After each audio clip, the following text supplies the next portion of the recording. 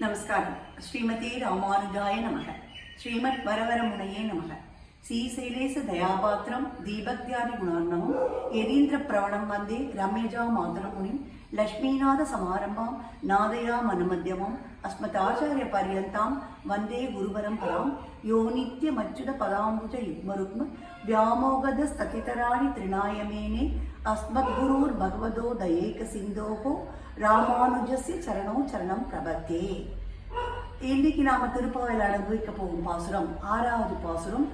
புள்ளும் சிலவினகான் புள்ளரையன் கோயிலில் வெள்ளை விழிசிங்கின் தேரரவம் கேட்டிலையோ பிள்ளாய் எழுந்திராய் பேய்முலை நஞ்சுண்டு கள்ளச்சகடம் கலக்கழிய காரோச்சி வெள்ளத்தரவில் துயிலமர்ந்து அவித்தினை உள்ளத்துக்கொண்டு முனிவர்களும் யோகிகளும் மெல்ல எழுந்து ஹரி என்ற பேரரவம் உள்ளம் புகுந்து குளிந்தேலோர் எம்பாவாய்.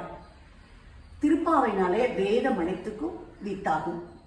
இதில் இந்த 6வது பாசுரத்தில் இருந்த 10வது பாசுரம் வரை தோழிகளை எழுப்புவதாக பாசுரம்.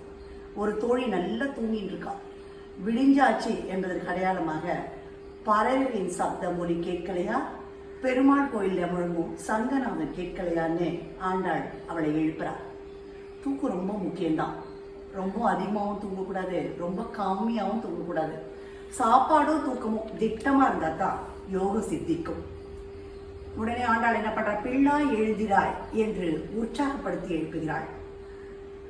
பூதனாவுக்கு அனுகிரகம் பண்ணி மோட்சம் கொடுக்கிறாள். எப்படின்னா, பூதனை பெண் வடிவம் எடுத்துட்டு கண்ணனுக்கு பால் கொடுக்க வந்தான்.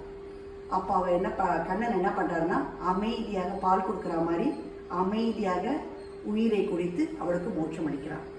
சகடாசுரனுக்கும் அனுகிரகம் பண்ணி மோட்சம் தான் அளிக்கிறான்.